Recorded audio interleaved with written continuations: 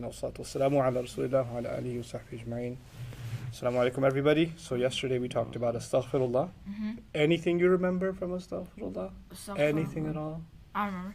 Yeah. It means I seek forgiveness, and when we do it, we ask, when we do something good, we may have made a mistake through it. Yeah. We ask Allah to cover it, because a part of the meaning means to cover.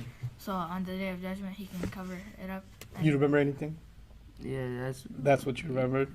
yeah. What about it's one of the last things I said is when you seek forgiveness, what does Allah give you? Do you remember it all? He gives you Protection throughout Excellent. Protection throughout the day. Oh, yeah. Very nice. Okay. So now we're going to take that a little further. We say Astaghfirullah, Astaghfirullah, Astaghfirullah, الذي لا إله إلا هو, right?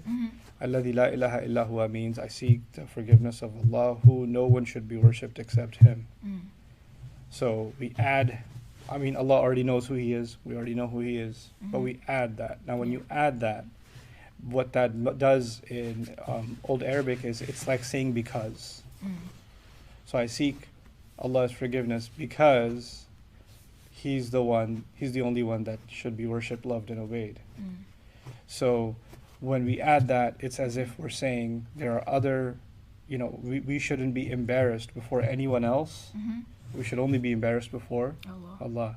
We don't have the need to, humble ourselves to somebody else's rules unless they are already in submission to Allah's rules. So, and if a person is, that doesn't mean that you don't have to be good to anybody else or apologize to anybody else. That's not what that means.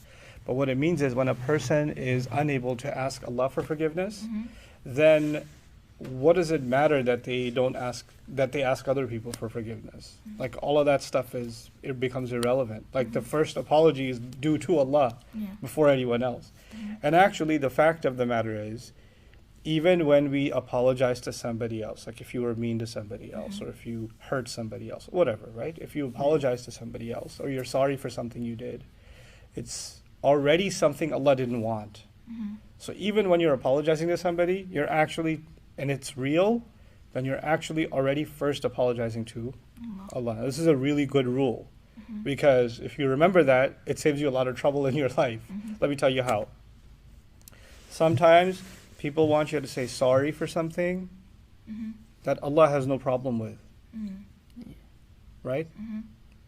Then you realize, Astaghfirullah, الذي لا إله إلا هو. He's the only one that should be worshipped. If I'm going to apologize, it'll be something that he says is wrong also.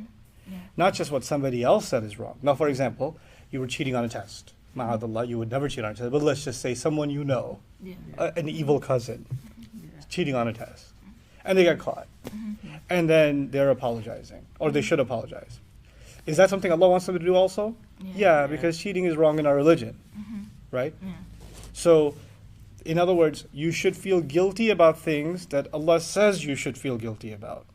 And you shouldn't feel guilty about things that Allah says you should not feel guilty about. Because people are very good at making you feel guilty about all kinds of things. Right? And then when this is gone, when Allah is gone from the equation, then the things you should be feeling guilty about and you should be apologizing for, you think they're no big deal. And the things you shouldn't be apologizing for, you start apologizing for. You start feeling bad about.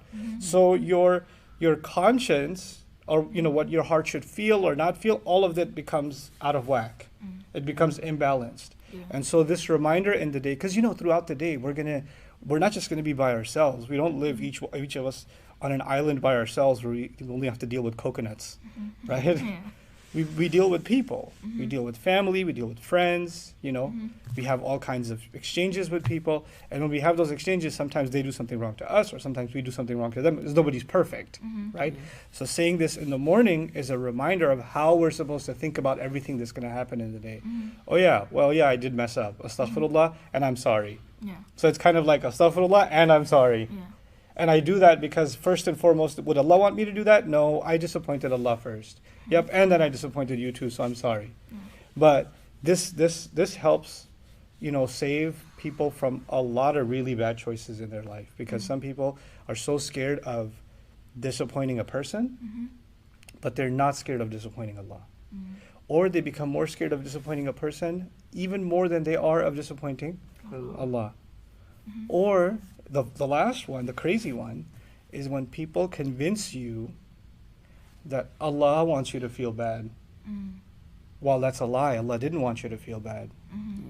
You just got told the wrong thing, which is why you have to educate yourself and know what is it that Allah wants you to do, what is it that Allah doesn't want you to do, right?